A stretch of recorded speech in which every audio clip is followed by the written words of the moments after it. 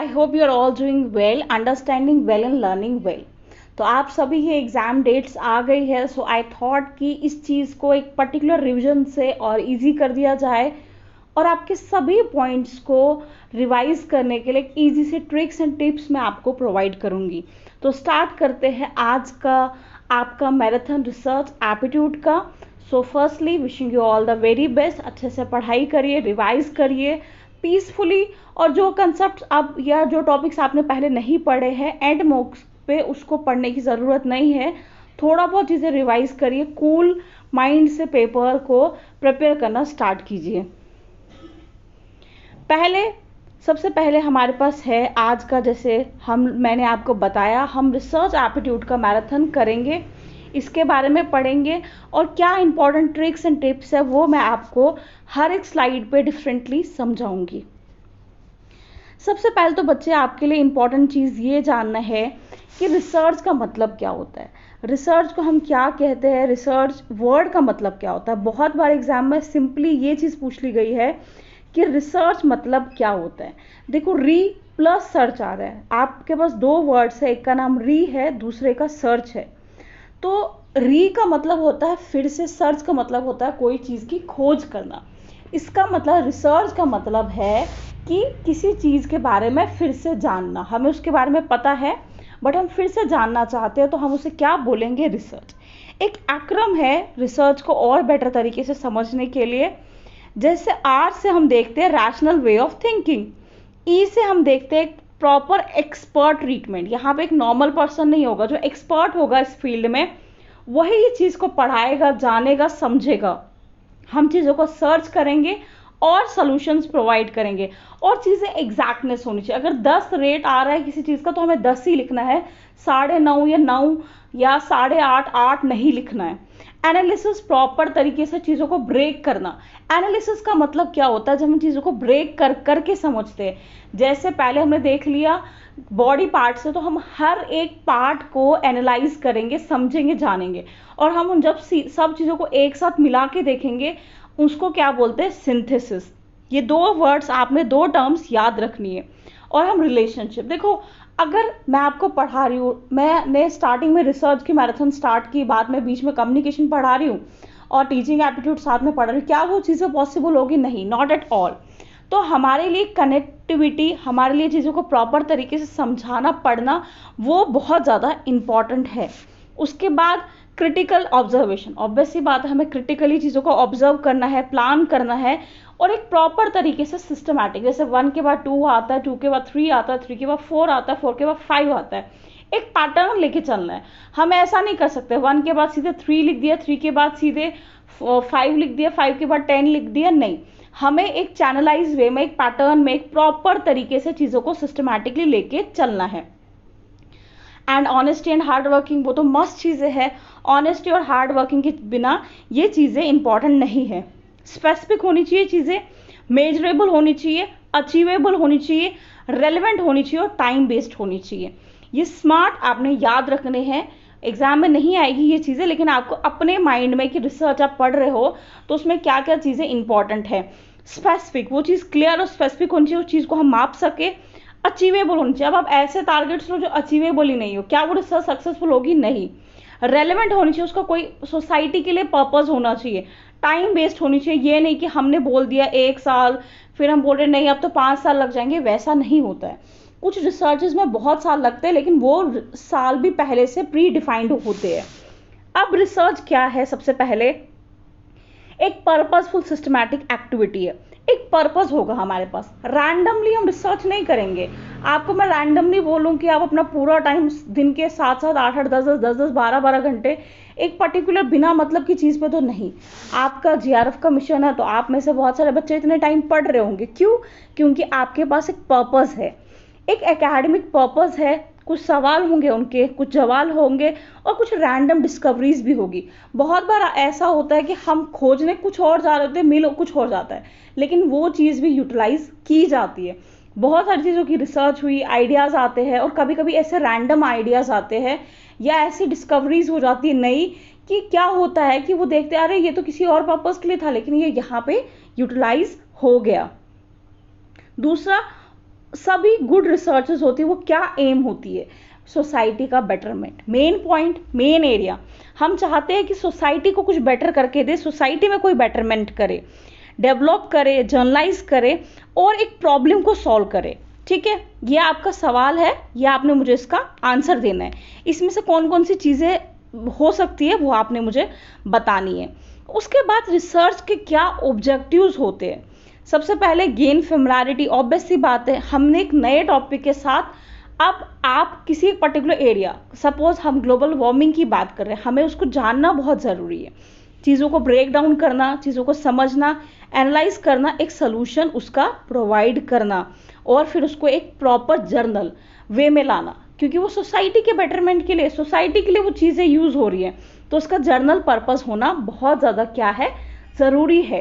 अब मोटिवेशन क्या है, क्या हम मोटिवेशन के बिना काम करें? नहीं। सबसे पहले हमें अपनी डिग्री कंप्लीट करनी है, हमारे को अपनी पीएचडी कंप्लीट करनी है और सॉल्व करना है उन प्रॉब्लम्स को जो अभी तक सॉल्व नहीं है। और इनोवेटिव, देखो जिस इंसान के अंदर इनोवेशन होती है ना, वो हमेशा बहुत क्रिएटिव रहता है। एक एग्जाम्पल देती हूँ, रिसेंट ऑफ द टाइम्स में मैं हिमाचल गई, वहाँ पे एक जो मतलब कारीगर थे जो हाथ से चीज़ें करते हैं, बुनते हैं, वो उनसे मेरा इंट्रैक्शन हुआ। तो मैं रैंडमली मैंने उनसे पूछा, अंकल आप ये चीज़ से थक नहीं जाते हो? इतने लंबे टाइम के लिए आपको चीज़ें पढ़नी पड़ती है, देखनी पड़ती है, नए नए डिज़ाइंस क्रिएट करने पड़ते हैं। तो उन्होंने मुझे बहुत एक इम्पॉर्टेंट पॉइंट वहाँ से बताया कि बेटा अगर मैं चाहूँ, मेरे बस में होता तो मैं ज़्यादा से ज़्यादा काम और करता, अभी मैं 16 घंटे करता हूँ, मैं 18 घंटे कम से कम करता। मैंने कहा क्या रीज़न? उसने कहा कि वो मुझे सेटिस्फाई करती है, मेरे अंदर की जो इनोवेशन है, क्रिएटिविटी है, बचपना है, उसको वो बरकरार रखती है। तो वो चीज़ क्या करती है, उसके अंदर वो नयानेस, उसके अंदर रिफ्रेशमेंट वो इस इंसान के अंदर प्रॉपर तरीके से बरकरार रखती है। और अगेन सोसाइटी को सर्व करना वो तो हमारा मेन पर्पस है, और एक सोशल स्टेटस को डिज़ायर अटेन करना। अब ऑब्वियसली बात है, आपकी रिसर्च बहुत सक्सेसफुल रही, आपकी पीएचडी काफ़ी अच्छी रही, आप एक अच्छे असिस्टेंट प्रोफेसर बनेंगे, आपका नाम होगा, फ्रेम होगा, बहुत चीज़ें डिफरेंट आप कर पाओगे। अब प्रॉपर रिसर्च की कैरेक्टरिस्टिक्स क्या है, हम ये स्टेप बाय स्टेप समझते हैं। और यहाँ से जैसे सबसे पहला पॉइंट, ऑब्जेक्टिविटी। आपका ऑब्जेक्टिव क्या है, और कोई भी बाइसनेस नहीं होनी चाहिए। बाइसनेस का मतलब क्या होता है कि आपका, सपोज करो किसी एरिया का रिजल्ट आता है कि वहाँ बहुत अच्छा इन्वायरमेंट है, बट आपको किसी एक पर्टिकुलर इंसान से खुद ज़बरदस्ती चाहते हो कि वो चीज़ खराब मेंशन की जाए, और आप क्या कर दोगे, उस चीज़ के रिव्यूज़ बुरे लिखोगे, तो वो गलत बात है। आपको कभी भी बाइस नहीं होना है। रियलेबिलिटी, उसमें कॉन्स्टेंसी मेंटेन होनी चाहिए। अगर आप उसको एक बार चेक करो वही आंसर आना चाहिए, दूसरी बार चेक करो सेम आंसर आना चाहिए। वैलिडिटी, प्रॉपर प्रोसीजर के हिसाब से वो होना चाहिए। एक्यूरेट होना चाहिए, जैसे अगर हमने 10 रुपये बोला है तो डाटा 10 रुपये में ही कनेक्ट होना चाहिए। क्रेडिबिलिटी, उसमें प्रॉपर इंफॉर्मेशन होनी चाहिए, और एक लार्जर पॉपुलेशन के लिए वो यूटिलाइज करना चाहिए। अब ऐसा नहीं है ना कि हम रिसर्च करते एक पर्सन के लिए या 2 पर्सन के बेनिफिट के लिए, नहीं, सोसाइटी एट द लार्ज के लिए हम रिसर्च करवाते हैं, ताकि हमें ये चीज़ें कल को पूरी सोसाइटी को क्या कर पाए, हेल्प कर पाए, या एक लार्ज स्केल पॉपुलेशन को हेल्प कर पाए। प्रॉपर एक्सपीरियंस के बेसिस पे होगी, सिस्टमैटिक होगी। कंट्रोल फैक्टर्स क्या होते हैं, देखो हम जब भी एक्सपेरिमेंट करते हैं, ध्यान देना, एक होता है जिसमें कोई भी चेंजेस नहीं होंगी, एक होगा कंट्रोल फैक्टर। कंट्रोल फैक्टर वो जिसमें हम कोई चेंज नहीं ला रहे हैं, वो वैसे का वैसा ही रहेगा, उसको हमें कंट्रोल करना, जैसे टेम्परेचर हो गया या किसी चीज़ की मात्रा हो गई। Cyclic, obviously research starts with a problem, ends with a problem. Research हमेशा साइक्लिक होती है। एक बार आपने रिसर्च की, अब वो 1 साल के लिए वैलिड थी वो चीज़, अगर हमें सामने आ गई, लेकिन हम फिर से उस चीज़ पे रिसर्च करेंगे। अब हमारी नीति आयोग की डिफरेंट डिफरेंट कमीशंस बनते हैं, नई फिनेंशियल पॉलिसी बनती है, इससे पहले प्लानिंग कमीशन था, तो हर बार वो चीज़ें अपडेट होती है, लॉजिकल होती है और एप्लीकेबल होती है, प्रॉपर तरीके का एक डिसीजन हमें प्रोवाइड करती है। देन जैसे कि क्या है, जो फिलॉसफी है, एब्स्ट्रैक्ट कंसेप्ट्स है। अब ऑब्वियसली बात है, हमारे को एब्स्ट्रैक्ट कंसेप्ट्स भी होंगे। एपिस्टेमोलॉजी क्या होता है, ये वर्ड एग्जाम में पूछ लिया गया था, तो इस चीज़ को मार्क करिए। जहाँ पे हम किसकी स्टडी करते हैं, नॉलेज की, उसको क्या बोलते हैं, एपिस्टेमोलॉजी। जहाँ पे स्टडी ऑफ नॉलेज होती है, और ये फर्स्ट टाइम यूज़ की थी फ्रेडरिक फेयर ने। इतना ध्यान नहीं देना कि किसने की थी, लेकिन ये ध्यान देना ये स्टडी किस चीज़ की होती है, नॉलेज की। आपसे बहुत बार ये चीज़ें पूछ ली जाती है। दूसरी टर्म है रैशनलिज्म, रैशनैलिटी, जहाँ पे हम रीजन की बात करेंगे, लॉजिक की बात करेंगे। 2+2 4 होता है, 5+5 10 होता है, 10+10 20 होता है। प्रॉपर कैलकुलेटेड वे में चीज़ों को देखेंगे। इम्पेरिकल, जहाँ पे हम साइंटिफिक स्टडी कर पाए। सेंस एक्सपीरियंस, जो चीज़ मैंने देखी, ऑब्जर्व की, जानी, सुनी, उसके ऊपर पे मैं क्या करूँगी, अपनी चीज़ों पे क्या करूँगी, विश्वास करूँगी। इम्पीरियलिस्टिक क्या होते हैं, सेंस एक्सपीरियंस को अल्टीमेट मानते हैं कि वो नॉलेज का जरिया है। उसके बाद पॉजिटिविस्ट और पोस्ट पॉजिटिविस्ट, ध्यान देना है, हम बात कर रहे हैं पॉजिटिविस्ट और पॉजिटिविस्ट की। वो क्या करते हैं, जनरलाइज करते हैं, गवर्न द यूनिवर्स। वो जनरलाइज करते हैं चीज़ों को एक बहुत बड़े लेवल पे और डिस्कवर करते हैं। कोई चीज़ में, पहली ही चीज़ में नया थोड़ा सा ऐड करना उसको इनोवेशन कहते हैं, लेकिन वो पूरी तरीके से नया क्रिएट करना उसको डिस्कवरी कहते हैं। और कंस्ट्रक्टिव क्या बोलते हैं, देखो कंस्ट्रक्टिविज्म की फिलॉसफी, जब मैंने आपको टीचिंग एप्टीट्यूड पढ़ाया था, मैंने समझाई थी कंस्ट्रक्टिविज्म की फिलॉसफी। अर्डमन बाग, बर्नर, इन सब ने ये दी थी। इसका मतलब क्या होता है, ये मानते हैं नॉलेज एक प्रॉपर तरीके से कंस्ट्रक्ट होती है। पास्ट एक्सपीरियंस, नए एक्सपीरियंस को हम जोड़ के कोई चीज़ को समझते हैं।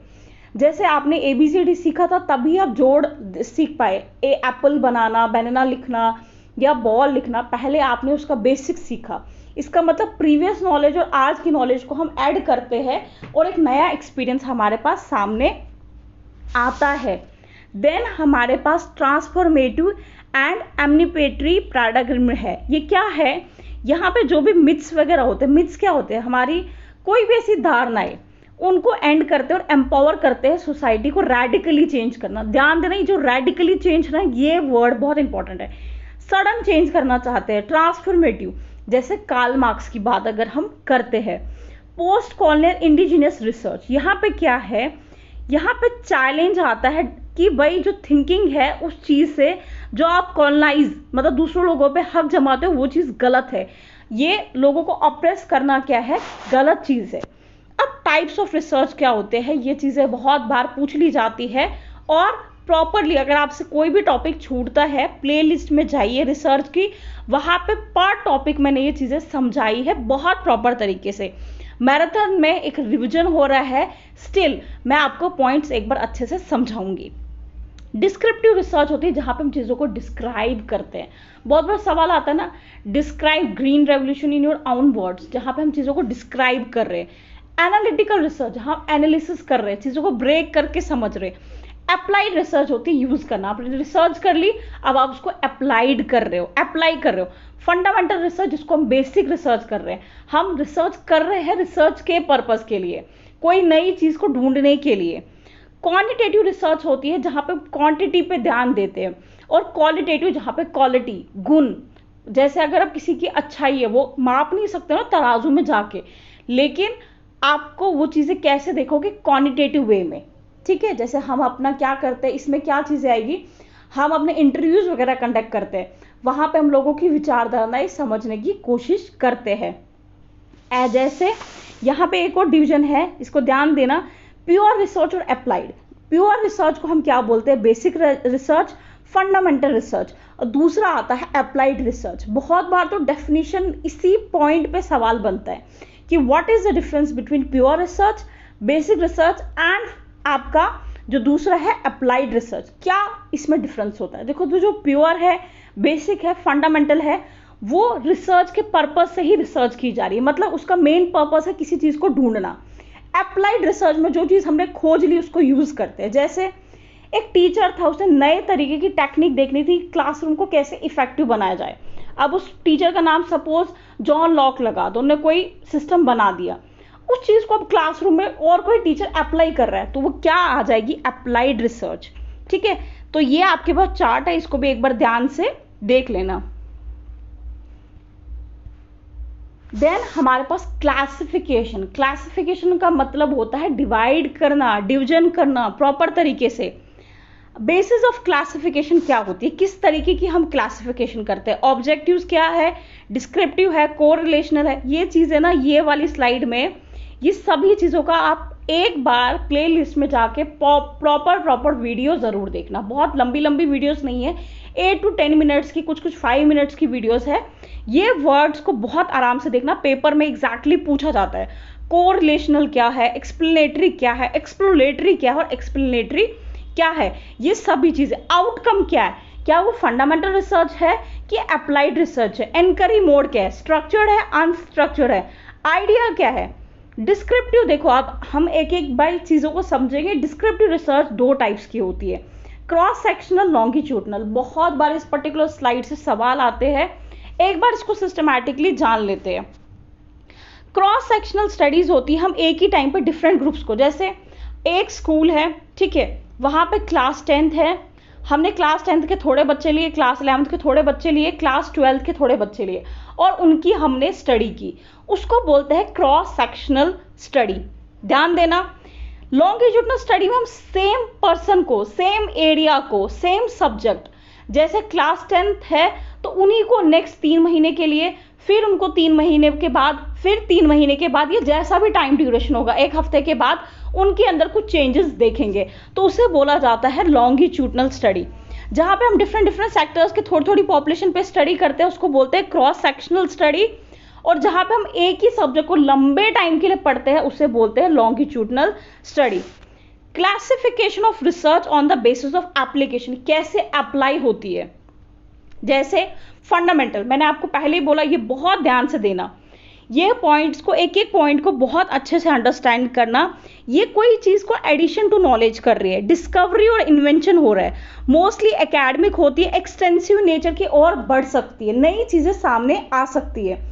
अप्लाइड रिसर्च में क्या होता है, सोल्यूशन होता है एग्जिस्टिंग प्रॉब्लम का, ठीक है, ये ध्यान रखना कि ये एग्जिस्टिंग प्रॉब्लम का सोल्यूशन होता है। और ये अप्लाइड क्यों होते हैं, क्योंकि ये अप्लाई किए जाते हैं, जो भी फंडामेंटल रिसर्च के आउटकम होते हैं उनको अप्लाई किया जाता है। कहाँ पे, अप्लाइड रिसर्च में। Classification of research on the basis of inquiry, क्या वो इंडक्टिव है, क्या वो डिडक्टिव है, इन 2 वर्ड्स का पहले आप बहुत ध्यान से मतलब समझिए। देखो, इंडक्टिव में क्या होता है, हम एक पर्टिकुलर एरिया से स्टार्ट करते हैं, फिर जर्नल पे आते हैं। लेकिन डिडक्टिव में क्या होता है, पहले जर्नल बताते हैं, फिर हम आपको बेसिक बताते हैं। अब मैं इसका आपको एक एग्जाम्पल बताती हूँ ताकि ये आपको चीज़ और बेटर तरीके से समझ आए। इंडक्टिव में क्या है, सपोज आपको टीचर पहले बोलेगा दिस इज मैंगो, ठीक है, ये एक आम है, ये इसकी क्वालिटीज़ है। इट मीन्स पहले आपको ऑब्जेक्ट दिखाया जाएगा, बाद में क्वालिटीज़। डिडक्टिव में क्या होगा, पहले क्वालिटीज़ बताई जाएगी, बाद में उस पर्टिकुलर चीज़ पे आया जाएगा।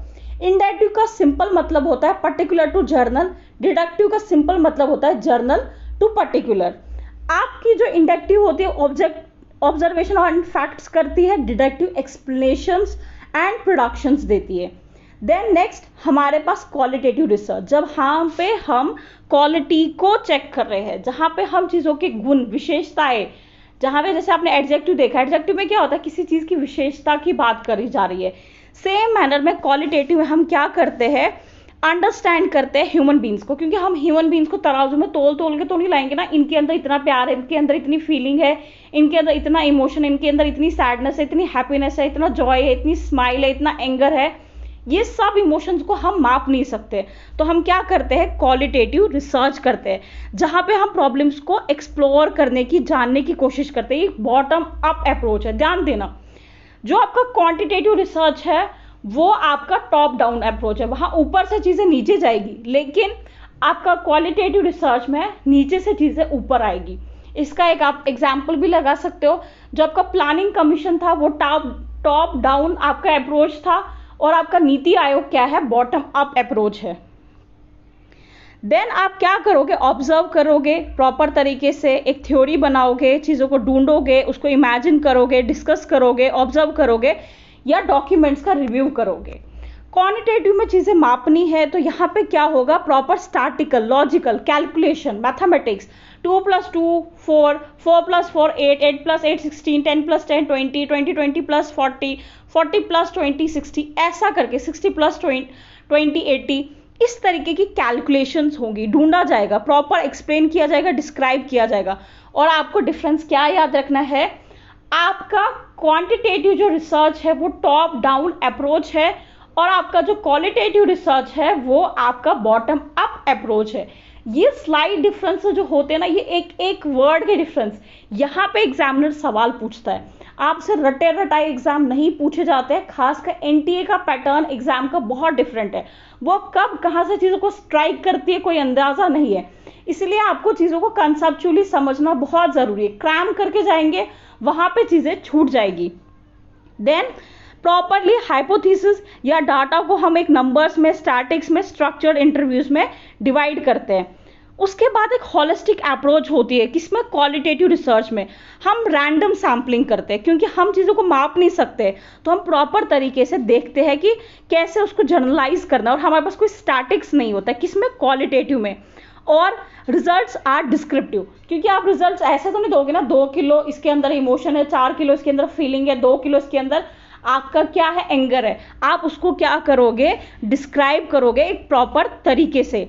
और क्वांटिटेटिव रिसर्च में क्या होता है, नॉन रैंडम सैम्पलिंग होती है, आप इसमें पर्टिकुलर चीज़ें चुन चुन के देखोगे, स्पेसिफिक होती है, और ये रिजल्ट ओरिएंटेड होती है, और उसमें स्टैटिक्स बहुत इंपॉर्टेंट है। जैसे आप कैलकुलेट कर रहे हो बाय 3 + 2 5 होता है, ये प्रॉपर कैलकुलेटेड वे में ही चलेगा। मोर जनरलाइज्ड होती है, ये आपको एक डिफरेंस और डिवीजन के तरीके से है, इसको याद रखना प्रॉपर तरीके से।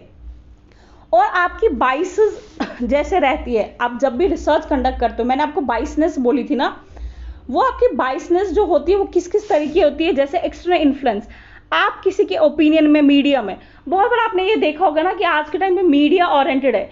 जैसे हमने क्या कर दिया, वर्ड नेम पुतिन को गलत डिक्लेयर कर दिया मीडिया ने, तो हम भी इसको गलत मान रहे हैं। लेकिन जिन लोगों ने नोबेल प्राइज लेने के बाद से इतना ज़्यादा तबाही मचाई, हम लोग उनको पीसफुल डिक्लेयर कर रहे हैं, क्यों, क्योंकि ये इम्पैक्ट है मीडिया का। तो इसमें क्या है, एक्सटर्नल इन्फ्लुएंस और पर्सनल, मुझे उस इंसान से खुद ही पसंद नहीं है वो इंसान, या उसकी चीज़ें पसंद नहीं है, या उसने पास में मुझसे कोई बुरे तरीके से व्यवहार किया है, तो वो मेरी अपनी क्या होगी, पर्सनल बाइसनेस। तो बाइसनेस भी आपसे पूछी जाती है।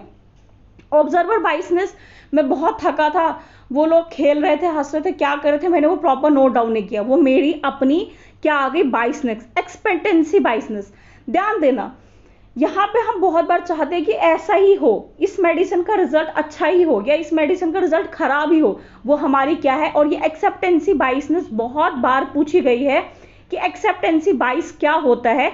जब एक रिसर्चर चाहता है कि जैसा वो चाहता है वैसा ही आउटकम आए, तो इसको बोला जाता है एक्सपेक्टेंसी बाइसनेस। पैलिसिबो, ये बहुत बार पूछा गया है एग्जाम में, आपने देखा होगा रिपीटली ये पूछा गया है। तो ये क्या है, पैलिसिबो बाइसनेस, यहाँ पे क्या होता है, मनी पीपल में claim to feel better after taking a medicine. जैसे एक एग्जाम्पल बताती हूँ, ये एग्जाम्पल हमेशा के लिए याद रखना, क्योंकि रिसर्च वाले टॉपिक में ये एग्जाम्पल बहुत बार रिपीट होगी। 2 पेशेंट्स होते हैं, पेशेंट्स को 2 प्रॉपर डिवाइड किया जाता है, डायबिटिक पेशेंट्स होते हैं, उनको 2 डिविजन्स कर लिया जाता है। एक 50 पेशेंट्स, सपोज एक 50 पेशेंट्स, एक को डायबिटीज की पिल्स दी जा रही है टाइमली, दूसरों को वैसी ही पिल्स, शुगर कोटेड जो है पिल्स, वैसे ही कलर, वैसे ही उस डब्बे बॉक्स जिसमें भी मिलती है वैसे में दी जा रही है। और हम कुछ टाइम के बाद रिसर्च करते हैं, वहां पे देखते हैं कि दोनों ही इंप्रूव हो रहे हैं। दूसरों के माइंड में ये चीज़ है कि हम दवाई खा रहे हैं वो ठीक हो रहे हैं, और जो पहले वाले वो दवाई खा रहे हैं।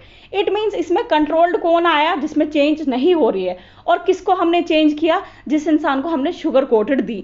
तो ये आपका क्या आ गया, एग्जाम्पल ही ध्यान रखना। ये एग्जाम्पल मैंने वैसे भी आपकी प्ले लिस्ट में भी टॉपिक्स में बहुत बार रिपीट किए, बट यहाँ के लिए परमानेंटली इस एग्जाम्पल को याद रखना। इसको हम बोलते हैं पैलिसिबो बाइसनेस, जहाँ पे हमें ऐसा लग रहा है कि उस चीज़ से इफेक्ट हो रहा है, जबकि वैसी चीज़ें नहीं होती है। और आपका एक्शन रिसर्च, एक्शन रिसर्च मैंने आपको बहुत डिटेल्ड वे में समझाई है, अलग से एक पर्टिकुलर टॉपिक बनाया है एक्शन रिसर्च का, वो आप ध्यान में देना। सबसे पहले सिचुएशनल होती है, आपने एक डिबेट कंपटीशन ऑर्गेनाइज किया रिसेंटली, और अभी जो चीज़ें आ रही है, अभी कोई आपको रिसर्च करनी पड़ रही है, उसको हम कहते हैं आपका एक्शन रिसर्च। एक्शन का मतलब ही है एक्ट करना। सिचुएशनल होती है, प्रॉब्लम सॉल्विंग होती है, इंटरवेंशन इन रियल वर्ल्ड होती है, अल्टरनेटिव प्रैक्टिसेस में ढूंढी जाती है, इमीडिएट प्रॉब्लम, क्योंकि देखो अभी चीज़ आई है, आपने अभी एक्ट किया, इसमें आप कोई चीज़ सोच नहीं रहे हो, समझ नहीं रहे हो, बल्कि अभी प्रॉब्लम आई है अभी, और ये गोल्स है सोशल साइंस का, ये कोलैबोरेट करती है। और कोर लर्निंग, क्यों? क्योंकि हम इससे सीखते हैं, लर्न करते हैं और बेटर होते हैं फिर से, और ये साइक्लिक इन नेचर होती है। एक्शन रिसर्च साइक्लिक होती है, ये एक प्रॉपर प्रोसेस में चलती है। और अगर आपको कोई भी रहा, जैसे टाइप्स ऑफ रिसर्च मेथोलॉजी, जैसे अगर आपको कोई भी इसमें दिक्कत रही, एक्शन रिसर्च साइक्लिक होती है। इसका जो प्रोसेस है वो एक बार स्टार्ट होता है, प्लान होता है, एक्ट होता है, फिर से रीप्लान, री ऑब्जर्व, री एक्ट होता है। तो इसको एक बार अच्छे से देखना, आप इसको पूरा प्ले लिस्ट में जाके सर्च करना, एक्शन रिसर्च को आपको ये पूरी तरह से मिलेगी। फिर उसके बाद है टाइप्स ऑफ रिसर्च मैथोलॉजी। अब टाइप्स क्या है, ये मैंने आपको अभी रिसर्च का ही बता रही हूँ, एक्शन रिसर्च का। देखो यहाँ पे इसको समझना, यहाँ पे ये आपकी केवीएस मदान का चार्ट है। केवीएस मदान क्यों मैं हमेशा एक बुक प्रेफर करती हूँ, उसका अपडेटेड वर्जन भी आया है और एक बहुत प्रॉपर। देखो मैं आपको वीडियो आपके लिए बनाती हूँ, लेकिन मैं आपको ये चीज़ें कभी नहीं कहूँगी, कभी रिकमेंड नहीं करूँगी अब सिर्फ मेरे वीडियोस देख के पढ़ो, नहीं। जब तक आपकी कंसेप्ट क्लैरिटी नहीं होगी तब तक चीज़ें नहीं समझ आएगी। हमेशा बुक्स देखो, समझो, जानो, उसके बाद अगर चीज़ें नहीं समझ आ रही है बाद में आप वीडियोस देखो, लेकिन बुक्स का कभी कोई अल्टरनेटिव्स नहीं होते हैं। You have to remember this. चीज़ें प्लान की, रिफ्लेक्ट की, प्लान की, एक्ट की, ऑब्जर्व की, रिफ्लेक्ट की, फिर से रिवाइज प्लान किया, एक्ट किया, ऑब्जर्व किया, रिफ्लेक्ट किया। इसमें आपका जो एक्शन रिसर्च होती है ये साइक्लिक होती है। और स्कोप क्या होता है आपका एजुकेशन में? अब ऑब्वियस सी बात है, आप टीचर बनने वाले हो, मैं टीचर हूँ, हमारे लिए एजुकेशन तो हमेशा कहीं ना घुमा फिरा के, और आपको ध्यान देना आपका पेपर फर्स्ट में हर चीज रिलेटेड टू एजुकेशन है, क्योंकि you are going to be the teacher, so they are trying to make you the best teacher. So education have to be the most important area in your mind before preparing the paper first. अब curriculum planning में help करता है, learning strategies में, student की development में help करता है, management of administration को प्रॉपर, बच्चों के एटीट्यूड्स को, बिहेवियर को मोटिवेट करने में हेल्प करता है आपका एक्शन रिसर्च। और आपके जो स्टेप्स है क्या है रिसर्च के, अब हम उनको जानते हैं। जो आपका रहता है दैट इज कि रिसर्च में क्या स्टेप्स आते हैं। देखो आपने इसको ओवरऑल भी याद रखना है, क्यों? क्योंकि बहुत सारे एग्जाम्स में क्या पूछा गया है, कैसे पूछा जाता है, स्टेप बाय स्टेप, भाई आपका क्या स्टेप है। और इसके लिए मैं आपको बेस्ट आइडिया बताऊंगी, आप केवीएस मदान की जब बुक देखते हो वहां पे कुछ चार्ट्स प्रोवाइडेड होते हैं पूरी बुक में ना। वहां पे आपने देखा होगा कि ब्रैकेट में कुछ इंपॉर्टेंट चीजें दी होती है, जो वो ब्रैकेट वाली चीजें होती है ना वो बहुत इंपॉर्टेंट रहती है, कोर टॉपिक्स रहते हैं, उनको एक बार अच्छे से ओवरव्यू करना ज़रूरी है। इन द सेम मैनर मैंने भी अपनी जो आप रिसर्च का स्टेप्स में देखोगे ओवरऑल भी समझाया है और स्टेप बाय स्टेप भी समझाया है, तो अब एक बार प्रॉपर तरीके से देख लेना कि कैसे क्या वो चीज़ें। तो प्रॉपर तरीके से हम स्टेप्स देखो, सबसे पहले हम क्या करेंगे, टॉपिक चूज करेंगे। इंपॉर्टेंट है ना, जब भी हम कोई चीज़ का स्टार्ट करते हैं तो हमारे पास एक रीज़न होना चाहिए उसको स्टार्ट करने का, एक प्रॉब्लम होगी। हम पहले टॉपिक को चूज करेंगे, रिव्यू करेंगे लिटरेचर। अब ये रिव्यू लिटरेचर क्या होता है ये मैं आपको समझाती हूँ। देखो हमें कोई टॉपिक चुन लिया, जैसे हम कंपोस्टिंग के बारे में बात कर रहे हैं, तो उसके कंपोस्टिंग के रिलेटेड ऑलरेडी अगर किसी ने लिखा है मैगजीन में, बुक में, आर्टिकल में, हम उस चीज़ को पढ़ेंगे। उसे क्या बोला जाता है, आपका रिव्यू करना लिटरेचर का। उसके बाद जैसे हमारे पास फॉर्मुलेशंस रहेगी, डाटा गैदर करना हो गया, ऑर्गेनाइज प्रॉपर तरीके से चीज़ों को करना, डेवलप करना, एनालाइज करना, फिर इंटरप्रेट करना और कम्युनिकेशन के फाइंडिंग्स। जैसे हमारे पास सबसे पहले ध्यान देना, स्टेप बाय स्टेप ये समझना, स्टेप्स पूछे जाते हैं एग्जाम में। पहले अब ओवरऑल एक चार्ट को याद रखना, उसके बाद अब इस चीज़ को भी ध्यान में रखना। मैं इस वीडियो के नीचे आपको जो इसकी प्लेलिस्ट है आपकी रिसर्च एप्टीट्यूड की कंप्लीट की, वो भी प्रोवाइड कर दूंगी। सभी वीडियोस को एक बार आप देख लेना। हमारे पास फॉर्मुलेशन ऑफ रिसर्च प्रॉब्लम कैसे है, पहले हम लिटरेचर रिव्यू करेंगे, ऑब्जेक्टिव फाइंड करेंगे क्या होंगे, आइडेंटिफाई करेंगे कि कैसे उनको देखना है, और क्या करेंगे, फॉर्मुलेट करेंगे हाइपोथेसिस को। दूसरा है रिसर्च डिज़ाइन। अब आपने जब भी कोई बिल्डिंग बनानी है, कोई कुर्तीज़ बनानी है, साड़ीज़ बनानी है, कोई भी चीज़ करना है, तो उसका एक डिज़ाइन होगा ना, स्ट्रक्चर होगा कि वो कैसे बनेगा। तो आप क्या करोगे, प्रॉब्लम स्ट्रक्चर होगा, स्टडी डिज़ाइन होगा, एक्सपेरिमेंटल हो सकती है या नॉन एक्सपेरिमेंटल। मतलब या तो बहुत बार आपको उस चीज़ के लिए एक्सपेरिमेंट कंडक्ट करना है, या तो वो किसी और वे से कंप्लीट हो सकती है। तो मैंने अभी तक आपको 2 स्टेप्स बताए, पहला formulation of research problem, then preparing research design. और कैरेक्टरिस्टिक्स ऑफ रिसर्च डिजाइन क्या आता है, न्यूट्रलिटी, मतलब आपको बाइस नहीं होना है, रियलेबिलिटी, दोबारा से अगर आपने देखा 2+2 4 आ रहा है, दोबारा भी 2+2 4 ही आना चाहिए, वैलिड होना चाहिए, और जनरलाइज मतलब ये मास लार्जर लोगों तक पहुंचना चाहिए। तीसरा स्टेप, डेवलपिंग डाटा कलेक्शन। अब आपने प्रॉब्लम तो ढूंढ ली, उसके बाद हमने डिजाइन भी देख लिया, अब वो कलेक्शन कैसे करोगे, जैसे आपको स्कूल्स की स्टडी करनी है या कॉलेजेस की स्टडी करनी है, आप क्या करोगे उन पर्टिकुलर कॉलेजेस से, सपोज फॉर एग्जांपल 5 कॉलेजेस है, आप उनको देखोगे कि अच्छा ये कॉलेज ये स्ट्रीम है, ये एरिया में इतने स्टूडेंट्स हैं, इतने टीचर्स हैं, उसको कैलकुलेट करोगे। अब आपके पास डाटा कौन कौन से टाइप के होंगे, कैसे डाटा कलेक्ट करोगे, डायरेक्टली डाटा कलेक्ट करोगे, कॉल से करोगे, इंटरव्यू से करोगे, या आप विजिट करोगे, डिजाइन रिसर्च टूल। अब मैं आपको डाटा कलेक्शन का एक और, आजकल आप यूट्यूब पे वीडियोस देखते हो, आपका बहुत बार रिकमेंडेशंस होती है या आपके पास कुछ फॉर्म्स फिलअप करने के लिए आते हैं कि आप किस एज ग्रुप में हो, कौन सी चीज़ों को ज़्यादा लाइक करते हो, वो भी डाटा कलेक्ट कर रहे हैं। हमारी लाइकिंग या डिसलाइकिंग की चीज़ें कैसे मार्केट में आती है, क्योंकि वो चीज़ें कहीं ना कहीं हमेशा क्या हो रही है, कलेक्शंस हो रहा है डाटा का। देन आपके पास नेक्स्ट स्टेप आता है सैंपल। अब ये वर्ड जो सैंपल है ना, सबसे पहले तो आपने इसको बहुत एप्रोप्रिएट वे में याद रखना है, ये होता क्या है। देखो, अगर हम रिसर्च के वे में देखें तो एक पॉपुलेशन होती है, मतलब पूरे लोग, सभी लोग, जैसे सपोज 1000 स्टूडेंट्स है कुछ कॉलेजेस मिला के, जब आप पूरे 1000 स्टूडेंट्स जो है वो आपकी पॉपुलेशन बन गई, लेकिन आप कुछ ही पार्ट ऑफ जो स्टूडेंट्स है, मान लो आपने 1000 में से 100 बच्चे चुन लिए जिन पे आप स्टडी करोगे, तो जो आपने 1000 का मेन स्टूडेंट टारगेट किया उसको आप सैंपल बोलोगे। तो जो सैंपल है उसको कैसे चुना जाएगा, प्रोबेबिलिटी होगी, नॉन प्रोबेबिलिटी होगी, वो मैटर करेगा। और ये दोनों टर्म्स को मैं आपको और अच्छे से समझाऊंगी कि जैसे प्रोबेबिलिटी है कि हर किसी का इक्वल चांस है, जैसे 10th क्लास के सभी स्टूडेंट्स है तो हो सकता है हर कोई स्टूडेंट आए।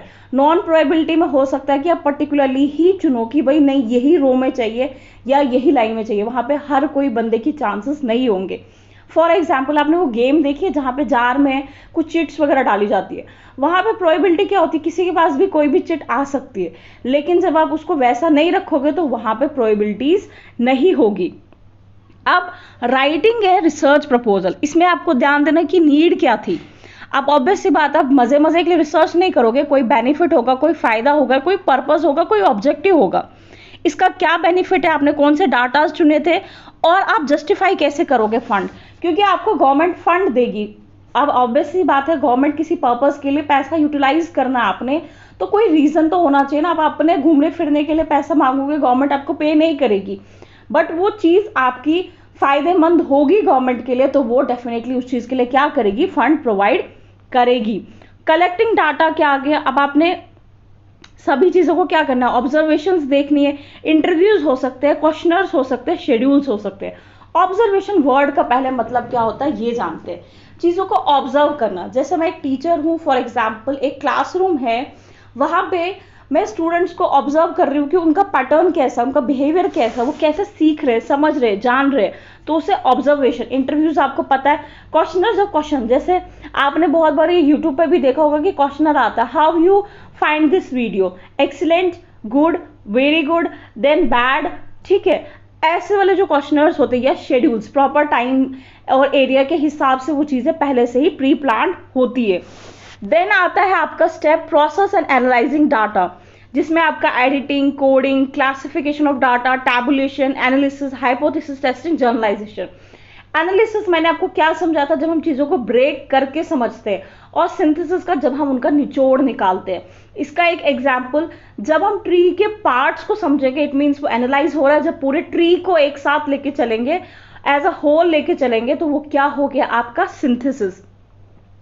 राइटिंग है रिसर्च रिपोर्ट, अब आप ऑब्वियस सी बात है रिपोर्ट प्रोवाइड करोगे, एंड पे आप पूरा उसको मेंशन करोगे, title page, table of content, chapters कितनी है, बिब्लियोग्राफीज, एपिडीज, और ये इन सब चीजों के बारे में पूछा जाता है। So you have to understand this. अब हमारे पास नेक्स्ट रहता है relationship between independent, dependent and extraneous variable. इनके बीच में क्या आपस में रिश्ता है। पहले देखो, यहाँ पे एक एग्जाम्पल है, एग्जाम्पल के थ्रू समझना, और ये भी आपका केवीएस मदान बुक में ही एग्जाम्पल दी गई है। तो एग्जाम्पल से चीज़ों को समझना बहुत इंपॉर्टेंट। देखो, अगर आप लेफ्ट साइड देख सकते हो तो लेफ्ट साइड आपको क्या चीज़ें दिखेगी? आपको लेफ्ट साइड दिख रहा है smoking, then consumed a independent variable. आप यहाँ पे आप स्मोकिंग कर रहे हो, उस चीज़ को कंज्यूम कर रहे हो, तो ये आपका क्या आ गया? Independent variable. अभी इस पर कोई असर नहीं है, लेकिन इसका असर किस पे हो रहा है? हार्ट डिजीज हो रही है, इफेक्ट आ रहा है, तो ये डिपेंडेंट वेरिएबल। आप मेडिसिन आपके पास है, ठीक है, वो इंडिपेंडेंट वेरिएबल आ गया।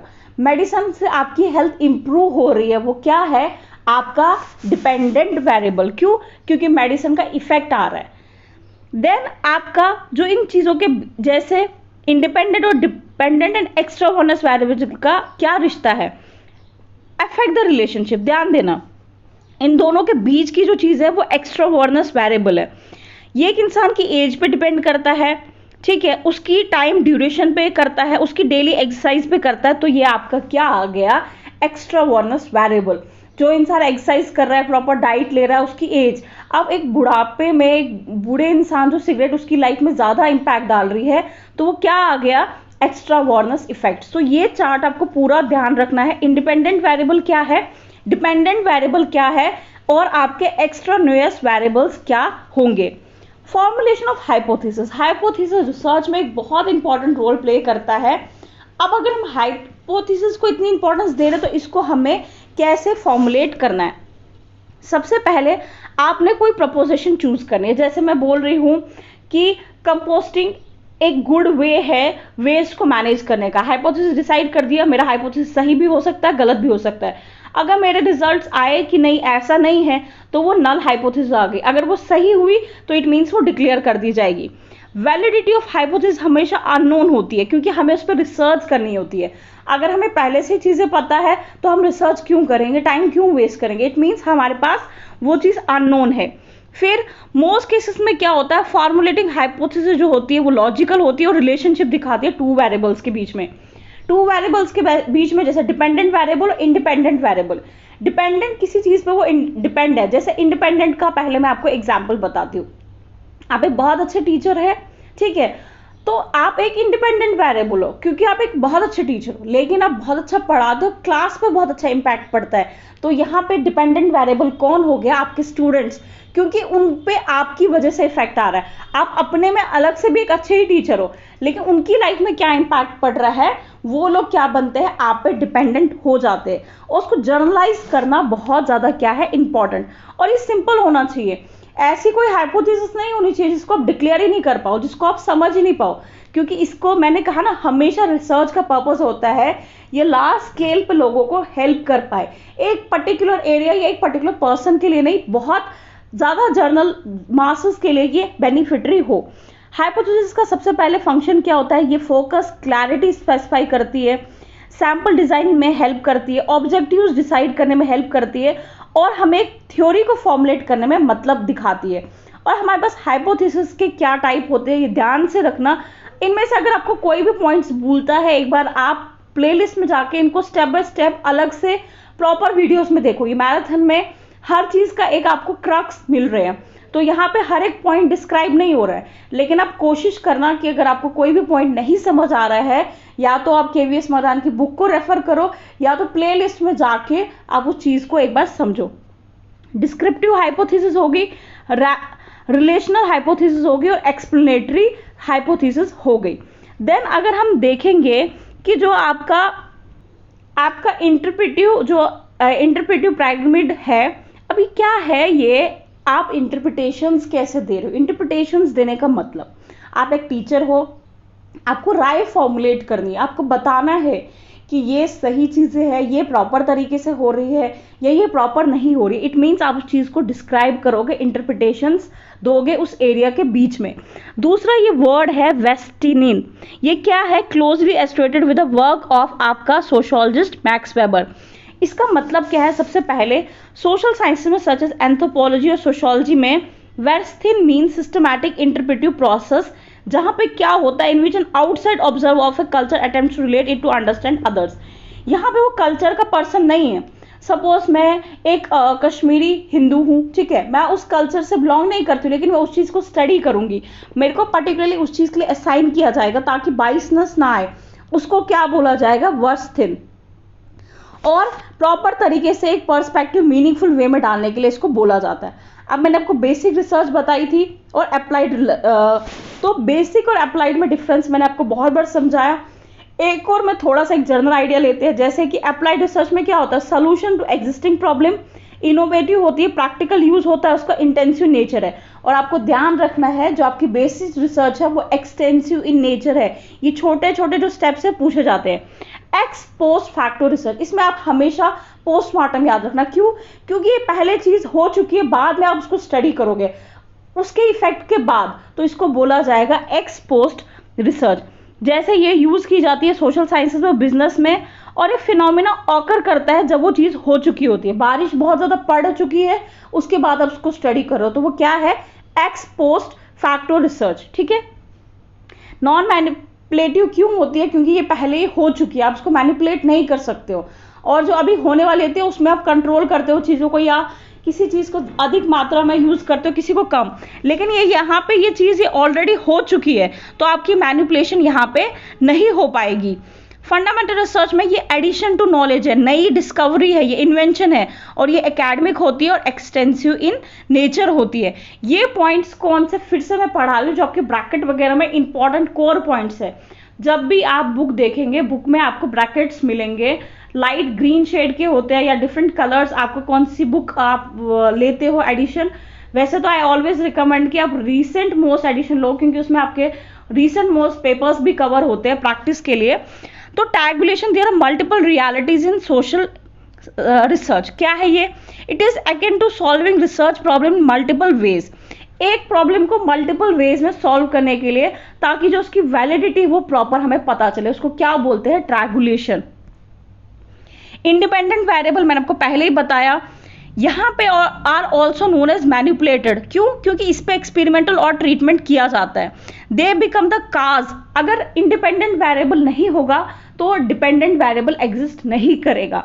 फॉर एग्जाम्पल, जैसे मैंने आपको वो बताया था टीचर का, और डिपेंडेंट वेरिएबल इसका हमेशा ये जो इस पे कोई वर्क होता है उसका आउटकम या रिस्पॉन्स दिखाएगा, तो इसे हम क्या बोलेंगे, क्योंकि इसमें चेंज होगा। प्रॉपर एक्सरसाइज करने से हेल्दी लाइफस्टाइल जनरेट हुआ, तो ये क्या है, एक इफेक्ट आया, तो इफेक्ट क्या आ गया आपका, डिपेंडेंट वेरिएबल। जैसे एग्जाम्पल यहाँ पे समझना, in study about impact of choking, क्या होता है, खांसी वासी, ऑन स्टूडेंट्स परफॉर्मेंस। चोकिंग क्या है यहाँ पे, इंडिपेंडेंट, क्यों, उस पर इफेक्ट नहीं दिखाई जा रहा है, वो तो खुद एक रीजन है, और स्टूडेंट्स की परफॉर्मेंस उससे लो हो रही है, तो वो क्या आ गया, डिपेंडेंट वेरिएबल आ गया। इंटरवीविंग वेरिएबल क्या है, जो इनके बीच में आ गया, मीडिएटर, जिसको हम एक बीच में जो इसके अभी मैंने एक्स्ट्रा ओनर्स बोला था, ये क्या है, through which one variable affects another, they are helpful to understand the process. जैसे टिश्यू डैमेज हो रहा है, ये क्या है, इंटरवीविंग वेरिएबल है in smoking and lung cancer relationship. Smoking की वजह से, स्मोकिंग क्या है, एक इंडिपेंडेंट है, और स्मोकिंग की वजह से क्या हो रहा है, लंग कैंसर हो रहा है, ये डिपेंडेंट वेरिएबल है। लेकिन इनकी वजह से इंसान को क्या इफेक्ट पड़ रहा है, टिश्यू डैमेज, रीजन ये जो है, ये इन दोनों के बीच में इंटरवीइंग क्या है, इफेक्ट है। जैसे इन दोनों के बीच में एरिया में, जैसे smoking, tissue damage, lung cancer, ये ध्यान रखना है। यहाँ पे जो आपका टिश्यू डैमेज है, ये क्या है, इंटरवीइंग वेरिएबल है। स्मोकिंग से क्या हो रहा है, लंग कैंसर हो रहा है, लेकिन लंग कैंसर की वजह से टिश्यू डैमेजेस भी हो रहे हैं।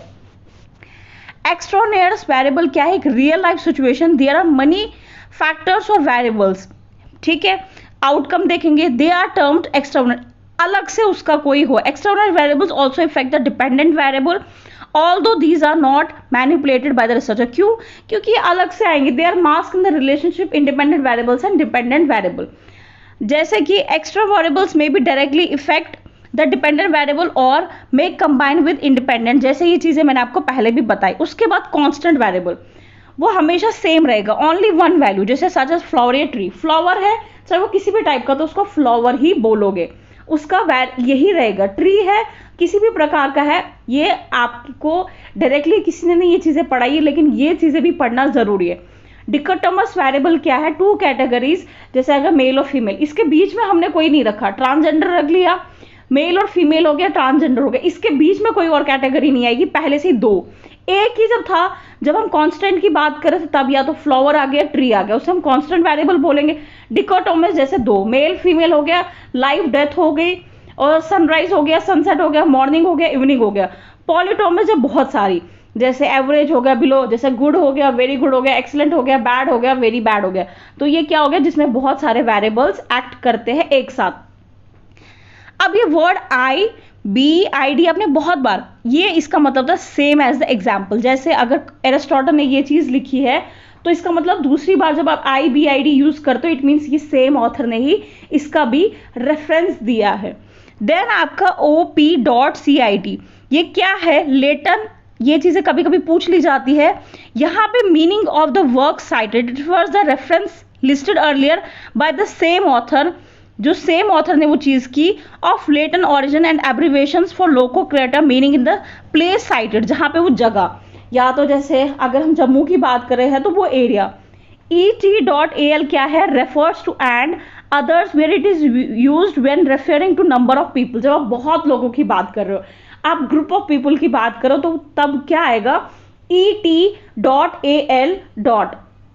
The following is journal summary of some research ethicals. देखो अब आपके अंदर रिसर्च में हम हमेशा कोशिश करते हैं बाइसनेस ना हो, ऑनेस्टी हो, ऑब्जेक्टिविटी हो, इंटेग्रिटी हो। मतलब वो चीजें अब आप आज अब हेल्दी डाइट करोगे, कल नहीं करोगे, क्या वो चीज आपकी हेल्थ को हेल्दी बनाएगी? नहीं। आप उसको चीज को कंटिन्यूटी में करोगे तभी वो क्या करेगी, इंपैक्ट डालेगी। केयरफुलनेस, आपको बहुत समझ के चीजें करनी है। ओपननेस, अगर आपको कोई क्रिटिसाइज करता है उसको भी अप्रिशिएट करना है। रेस्पेक्ट और कॉन्फिडेंशियलिटी। डॉक्टर्स, हमेशा आपने देखा होगा कि डॉक्टर और लॉयर्स के बीच में ये हमेशा एक बात रहती है कि वो आपकी चीज़ों को कॉन्फिडेंशियल रखते हैं, वो आपकी रिपोर्ट्स हर जगह बताएंगे नहीं कि आप बीमार हो, आपको ये प्रॉब्लम है। वैसे रिसर्च में आप ऐसे इश्यूज को किसी के सामने नहीं रखते हो। ये वर्ड बहुत बार, इसका वर्ड का मतलब पूछा गया एग्जाम्स में। पैलिग्रिज्म क्या होता है, जहां पे आप किसी की चीज़ों को चोरी करके अपना मेंशन करते हो। अब मैंने कोई poem, I am a writer, मैंने कोई पोइम लिखी है, कोई पोइम में कोई लाइन होगी या कोई वर्ड्स होंगे, उसको किसी और ने एज इट इज यूज किया, तो उससे क्या होता है, जिस बेचारे ने उसको करने में इतनी मेहनत लगाई, उस बेचारे की मेहनत वेस्ट हो गई। एक तो ये इलीगल भी है और पंचनेबल भी है। अगर किसी को पता चला कि आपने ऐसा किया, जैसे कॉपीराइट का इश्यू आता है, तो आपको जेल भी हो सकती है। जैसे इंट्राकॉर्पल, ध्यान देना, a case of plagiarism where one student has copied from another in the same submission is known as intracorporal। जब सेम सबमिशन किसी सेम टॉपिक पे एक्स्ट्रा जब उसको यूज करेगा लेकिन सेम एज इट इज नहीं करेगा। ऑटो पैलिग्रिमस क्या होगा, it is citing one's work. आपने क्या किया, ध्यान देना इन वर्ड्स पे, आपने किसी और के वर्क को खुद का बताया, किसी और की मेहनत थी लेकिन आपने डिक्लेयर कर दिया नहीं भाई ये मेहनत जो है वो मैंने की है। मीटिंग्स, देखो आप किसी से मिलते हो, डिस्कशंस हो रही है, कोई बात हो रही है, ये सभी चीज़ें किस में आती है, आपकी सिंपोजियम, वर्कशॉप, कॉन्फ्रेंस, ये सभी मीटिंग्स है, आपको ये ध्यान रखना है। उसके बाद में अलग अलग से बताती हूँ इनका क्या मतलब होता है, लेकिन ये सभी किस में आती है, मीटिंग्स में इंक्लूड होती है। अब ध्यान देना है, सिंपोजियम क्या है, ये यूजुअली एक फॉर्मल मीटिंग है। सबसे पहले फॉर्मल है, इनफॉर्मल नहीं है, फॉर्मल मीटिंग है। और ये क्या की है, स्पेशलिस्ट डिलीवर करते हैं शॉर्ट एड्रेस। यहाँ पे स्पेशलिस्ट होते हैं, वो एक पर्टिकुलर टॉपिक पे बात करते हैं। पॉलिटिकल साइंटिस्ट है, पॉलिटिकल थ्योरी में कोई मास्टर है, तो वो उसका स्पेशलिस्ट जो है वो डिलीवर करेगा उस पर कुछ विचार, तो वो क्या हो गया, सिंपोजियम। देन कॉलिक्रियम होता है, ये एकेडमिक मीटिंग होती है। यहाँ पे क्या करते हैं, स्पेशलिस्ट ही डिलीवर करते हैं टॉपिक पे और related topics, then answer the questions relating to these topics. A colloquium is targeted to well educated, लेकिन इसमें आप सभी टीम को भी बोल सकते हो, सब टीम भी इसमें पार्टिसिपेट कर सकती है। जैसे यहाँ पे एक एकेडमिक कॉन्फ्रेंस हो रही है। अब कॉन्फ्रेंस क्या है, ये एक मीटिंग है of people who confront about a topic. It is meeting where people come for discussion. यहाँ पर डिस्कशंस हो रहे हैं, आपको एक एक वर्ड का मतलब, मीटिंग में सभी चीजें इंक्लूड होगी। सिंपोजियम्स में जब पर्टिकुलरली एक्सपर्ट्स वो करेंगे, देन कॉन्फ्रेंस में डिस्कशंस होंगे। यहाँ पे की नोट्स प्रेजेंटेशंस डिलीवर होंगे और मल्टीपल ब्रेकआउट सेशंस होंगे, ब्रेक्स होंगे, वेबिनार्स और कॉन्फ्रेंसेस। वेब जहाँ पे हम इंटरनेट की, आपने कोविड-19 में तो ये webinars, web meetings, zoom meetings बहुत ज़्यादा सुन लिया, जहाँ पे हम वीडियो कॉन्फ्रेंसिंग के द्वारा मीटिंग्स कर रहे हैं, उसे क्या बोलते हैं, वेबिनार और वेब कॉन्फ्रेंसेस, जैसे यहाँ पे कोई भी इंटरनेट की फैसिलिटी से। अब सेमिनार क्या है? सेमिनार का मतलब होता है प्लॉट। ये एक फॉर्मल रिप्रेजेंटेशन है, one or more experts to a small group. यहाँ ध्यान देना, यहाँ लार्ज ऑडियंस नहीं है। सेमिनार में जो ऑडियंस है वो बहुत कम है। जैसे पॉलिटिकल साइंस के स्टूडेंट्स होंगे 10, 20, 30, 40, 50, इतना शॉर्ट होगा, और कुछ एक्सपर्टीज होंगे।